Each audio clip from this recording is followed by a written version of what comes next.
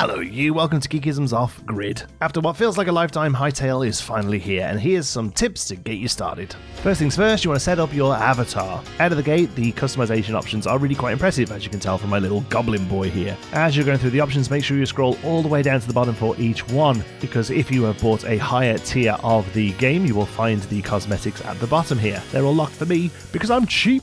At time of recording, official servers don't seem to be in the game, but third-party server websites are up and running for Hytale. This is where I would recommend you use my code to get 10% off one if I had a sponsor, which I don't. So for there, we're going to just build one for ourselves and go into exploration mode, which is the survival version of the game. But before you go in, you can check a few different options. You can turn PvP on or off. You can select whether full damage is a thing. You can change how long the day and night cycle lasts. Honestly, the standard version of this is pretty good. The days are pretty long. And then there are a few options for how penalized you are when you die. You will spawn into the first gate of the Echo. I like to play in third person. You will actually start in first person mode. There is an option in the menu to change that, and the letter V will cut in between them both. This little cave will act as your starting base if you wish it to, and is the same for everybody. But once you head through the door, you'll then start in your procedural world. With it being procedural, this will look a little bit different for everybody, but you're always going to start off in the plains biome, which is for the most part relatively safe. There'll be beautiful grassy meadows and lots of trees, but don't panic,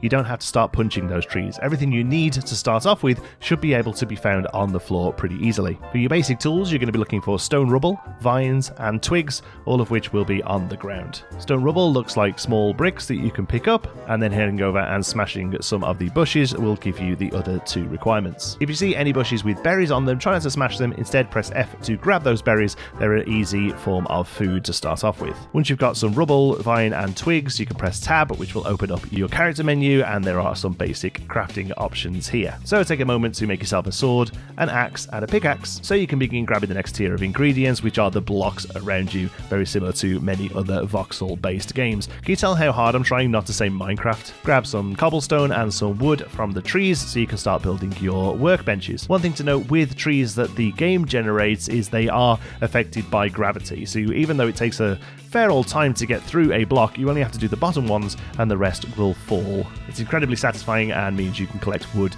very quickly. And if you really want to get some extra wood out of each tree, you can axe down as well. The tree sort of has roots in the ground. It'll give you an extra bit of wood that way too. If you're like me and you like to try and leave as many trees up as possible, this is a great way to get the most wood out of each tree. Once you have a couple of your benches set up, I would recommend a furnace, which just again requires trunks and stone. And then we need to go out and find something to put in it. To do that, we're going to look for ores in caves. So make sure you've got at least a sword to start off with. There are a few other weapon options as well, but the sword or the daggers are recommended early on. But I would also really recommend putting together a bow and arrow and a pile of arrows. They're really going to be your friend early on, as the enemies in this game do hit kind of tough. And with a bow and arrow, you're going to be able to kite them, keep them away from you, and take them down from a distance. But you will still want a close combat weapon for down in the caves, even for just things like rats and bats. They can all hit pretty tough.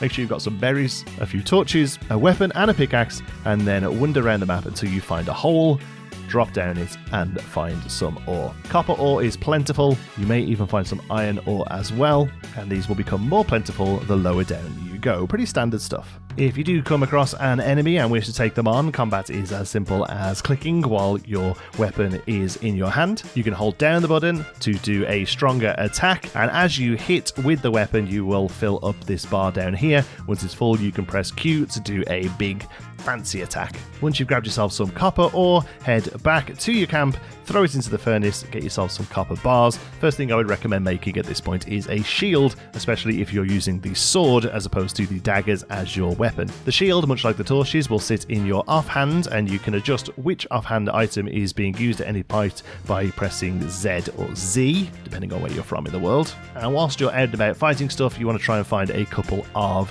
hide. This is going to give you a bedroll so you can sleep through the night. Pretty much any non-combat creature in the game drops hide, so find some chickens, pigs, sheep, anything like that, and once you've got a couple, you'll be able to make a bedroll. The bedroll does act as a respawn point, but don't worry if you don't get one of these made up quickly, you'll just respawn in that original cave. But as soon as you want to spread it further afield, you're going to need at least a bedroll. Obviously you can craft higher quality beds later on as well, but as well as a respawn point, it's going to let you sleep through the night so you can miss the nighttime. Unlike other survival games, the nighttime in this game isn't really more dangerous in the daytime. Most of the bad mobs are just around always, but it's obviously harder to see, and perhaps in other biomes, once we get further in, the nighttime might be scarier, so it's definitely worth getting a bedroll as soon as you can. And that's going to set you up for the first few nights at least, but there's a couple of things I want to mention before we finish off. First of all, you're going to be looking for a portal. It'll be found on your map that you can see by pressing M. You can head over to it, you'll see a beautiful statue, and then head down some stairs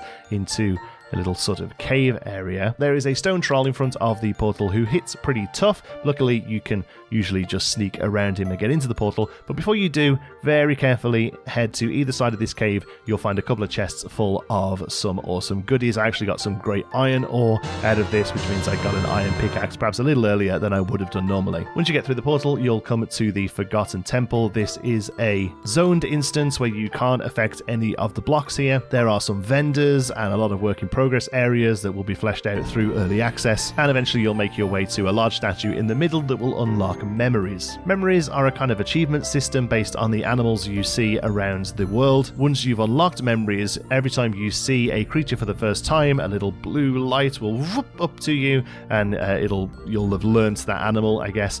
Every now and again, come back to the temple and go and turn those memories in, and you'll see they'll slowly fill up the bar across the bottom to get some cool furniture, items, and also extra teleporter space. Eventually you'll be making teleporters through an Arcanum table that help you get around the world.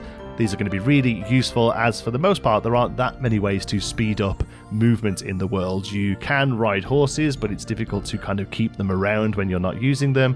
There's no minecarts or a Elytra equivalent or anything like that yet. So these portals are going to be great once you find other biomes and wish to get back and forth between them for resources. And the last thing I want to touch on very briefly is mods. Hytale is going to be heavily modded. There's already a ton of incredible mods out there, even on day one. And luckily, it all runs through CurseForge, which makes it super easy to use, especially on your own server if you're just sort of playing on your own computer. So head over to CurseForge and get the application if you haven't already. It should find that you have Hytale installed. If not, you can add to the game, and then you can take a look at the mods. Personally, at this early in the game, I don't like to have any mods that completely change the gameplay. I like to keep it vanilla until I really feel like I've seen everything, but there's going to be definitely a few quality of life mods that I think will be really useful. For instance, here I have one called Change Armor Visibility by Smugtox, and all that does is hide the armor just for you, just so you can always see your dude with the cool outfit that you set him up in.